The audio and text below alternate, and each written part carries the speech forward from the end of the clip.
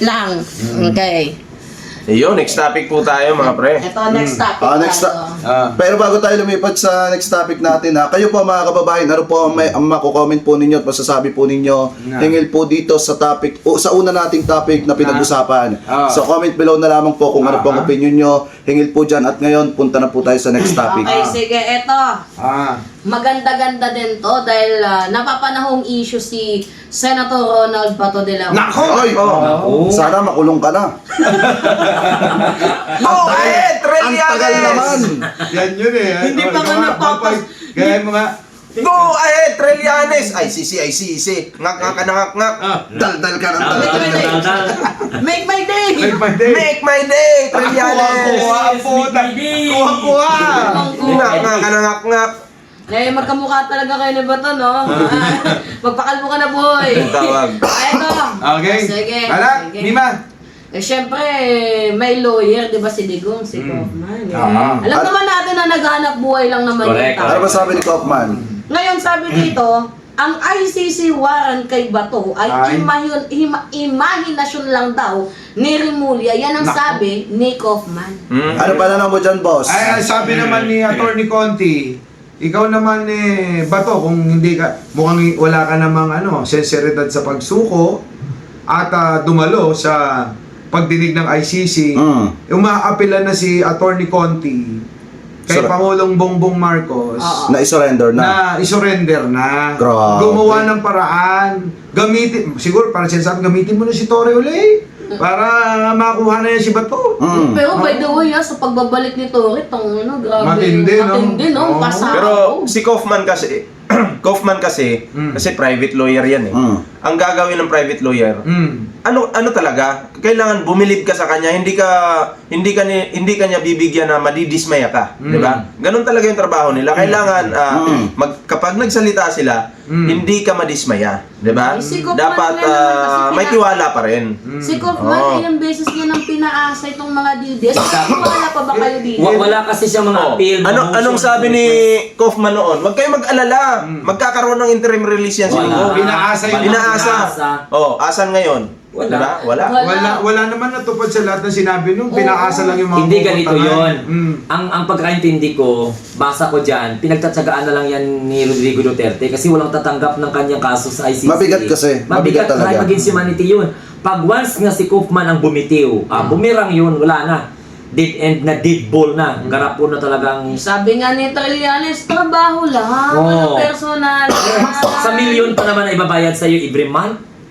Pero naniniwala talaga ako na may kasalanan itong si Bato de la Rosa. Kaya siya makukulong. Yung dating, syempre diba, naging chief PNP Oo, siya correct. ng bansang Pilipinas. Siya yung nag-implement ng tinupad niya yung utos ni Digong eh. So, merong kaakibat na kaparusahan yun. Hindi natin pwedeng sabihin na ligtas ako dyan. Hindi natin pwedeng sabihin na wala akong kinalaman dyan. Sumunod lang ako. Hindi pwede yung ganun kasi kamustahin naman natin yung mga pamilyang nawala ng mga breadwinner, mga nanay tatay na nawala ng anak, mga anak na nawala ng nanay tatay, 'di ba? So, ang kailangan natin dito is accountability. Maging accountable ang mga taong merong pagkakasala. Kung ano sinasabi ni Kaufman daw na imahinasyon lang daw, ito ni Rimulya, tingnan ninyo, 'di ba? Yung mga DDS noon, sabi nila, ay hindi, ang tagal naman mahuli ni Digong. Pero O sila ano pa yung nangyari? nag-challenge. Alam mo, meron ako napapansin kasi kasalanan din ni Digong to eh. Tama. Ikaw din Digong, ang tanga-tanga mo rin. O yan, kasalanan ng tatay nyo yan. Bakit kanyo?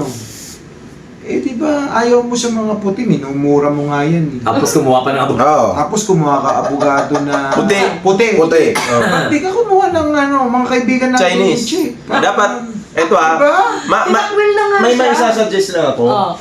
Digong, huwag kang kumuha ng puti kasi galit ka dyan. Ang kunin mo na lawyer, yung drug lord na in-chick. Yun. May sasalba ka pa. Ayun, sigurado yun. Tumakas na yun, boy. Hindi nga siya pinanindigan. Ano? Pero alam mo, sa totoo lang talaga, nagtatsaga na lang talaga. Alam nila walang silang laban eh. Pag once na magbitiw itong si Kaufman, tapos na talaga. Finish na. Ego na lang eh, finish na eh. At saka tsaka inuuto na lang ni Tsaka Kaufman yung mga DDS. na-observe nyo, Mahal yung talent ni Kaufman, di ba? aside kay Kaufman, may narinig pa ba kayo ibang pangalan dyan? na matunog sa council ni Digong? Wala na. Wala na eh. Wala na. Eto pa nga yan, tuwan-tuwa pa. Siyempre, nagpapasikat ngayon si Kaufman. Bakit? Bakit nagpapasikat? Magiging dalawa na yung kliyente niya, doble na Kasi kita. bakit? Yun nga po Doble na kita. Kaya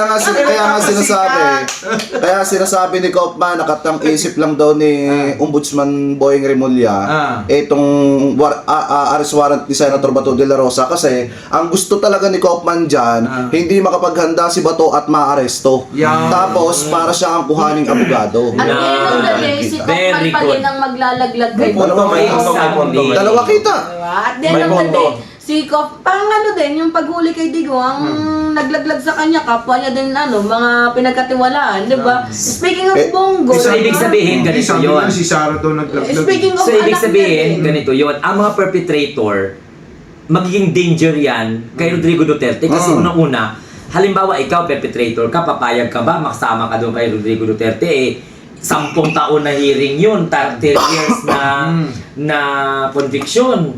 Kung magkataon, di, number 1, magkapagtulungan na lang ako sa ICC para mas lalong bababa yung sentensya. Ilang taon na si Digong? 81 Ay sabi ni Chris, ay sabi ni Tol Chris, magsitulog na kayo, nakaka-istorbo kayo kay Mima at kay Jake. Chris, ganito kasi yan, kagabi. Kagabi, Paas. Alam mo, okay lang Kung yan, meron- nagmamahalan naman kami ni Jake. Bango na nito, parang gago. Samantalang kagabi may nangyari sa inyo eh. walang ganun, guys, walang ganun Walang ganun Hindi, alam mo, nagtitiran lang kami. Ba't mo kasi pinansin yung comment na yan? Hindi napunta sa guys, atin. walang- sino ba kasi sinungaling na umaamin? alam mo, napaka-alaskador ni Tol Chris Ulo, Sana pero kaya si ano? hindi naman marunong tumupad sa pinag-usapan. Uy, sino may ingay dito sa kwarto kagabi? Ewan ko kung sa labas ba yun, sa labas. Oo. Sabi kasi, Ina mo talaga. Gagi, wala yun, huwag kayo maniniwala sa mga... Anyway guys, going back Balik sa tayo ating kay Bato. topic. Ito, Topic. kasi mas maganda pag commercial lang yan guys. Nagbibiruan Okay. lang talaga kami Kasi itong mga Loko kasi to si Tol Chris Ulo Kasi itong mga co-perpetrator ni... Pag ako nakapagbiro, Ino? Kasing pakinggan. anyway, ay, shoutout Visit to. Tangina nyo. Anyway, nag-aaway pa kayo sa live. Ano ba naman yan? Hindi naman, joke lang. Eto, anyway, going back sa ating topic. Etong si Bato de la Rosa, kung ayaw mong makulong, makipag-cooperate ka Exactly. na lang. Correct. Diba? Para nang mababawan ng sintensya mo. Kasi- Tama. Si Digong ngayon ang ginagawang palusot yung sakit niya. Nawala ng malay. Pero ngayon anong ginagawa ng ICC? O pag hindi okay, 120 days. Aray mo. Ay, Bato, turuan kita. Ano bang idea dapat, Boss Mike? Kung si Digong ang katwiran na yung sakit niya, para medyo kapanipaniwala, wala nang pagdududa, nakatwiran, di ba to?